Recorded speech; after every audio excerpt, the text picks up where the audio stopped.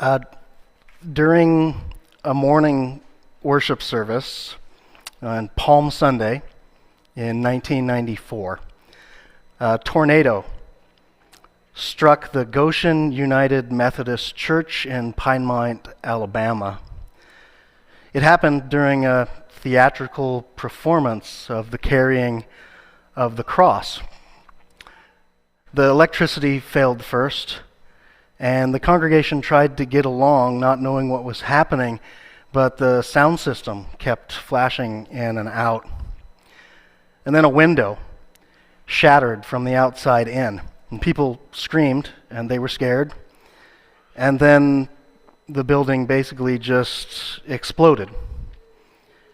The church was ripped in half, injuring scores of the church's members and ultimately killing 21 people. And among those fatalities was Hannah Clem, the 4-year-old daughter of Pastor Kelly Clem. The night after this tragedy happened, Kelly was in her bed and trying to sleep and tossing and turning, especially due to the pain of her own burns and injuries. And an unusual dream came to her. She later said it was more than that. She saw herself trying to lift up the bricks of the building and toss them aside, one by one, clearing away the rubble, trying very desperately to rescue all of the victims. She kept doing this same thing, brick after brick, over and over and over again. And everything, she said, was dull and gray. But her dream progressed, and she stepped back from the scene, and then she saw right in the spot where her little Hannah had been buried a group of children all dressed in beautiful, bright clothes encircling everywhere.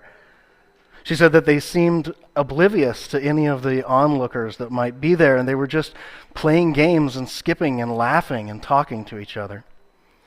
And they were standing on grass, which seemed to be of the greenest kind of green she'd ever imagined before.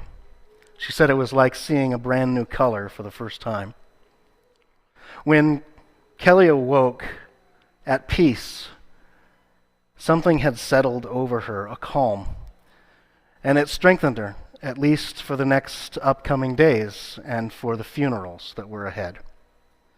That next morning, a reporter greeted her and several others as they looked on over the rubble of the disaster.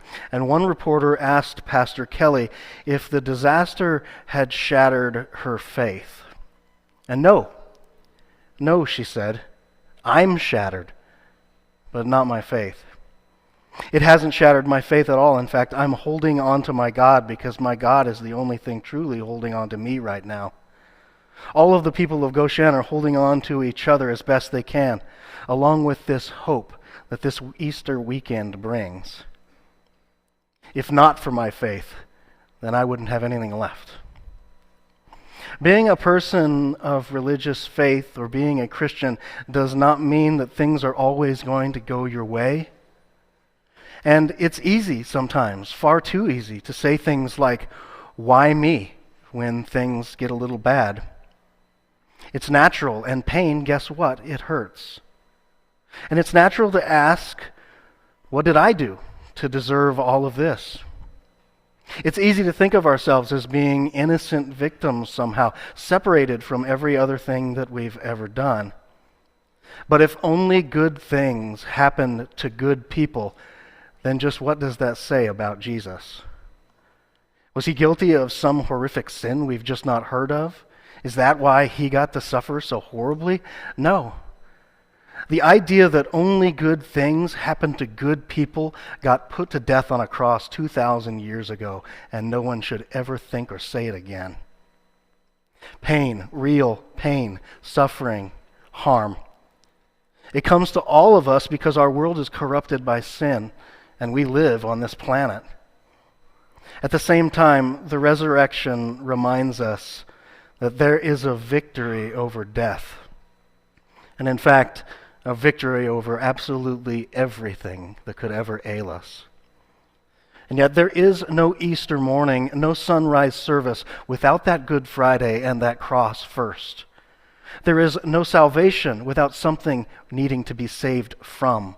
Hard times are real, and they come. Today we celebrate the resurrection of Jesus. We celebrate the fact that the Father brought him back from death and placed him in paradise to rule forever. We celebrate that a lowly carpenter is now building mansions in heaven for the ones we love and lose. We are, and shall ever be, always an Easter people, no matter what else may come. This morning I say, He is risen. He is risen indeed. And because of that, so too shall we be. This is the Easter story. Amen.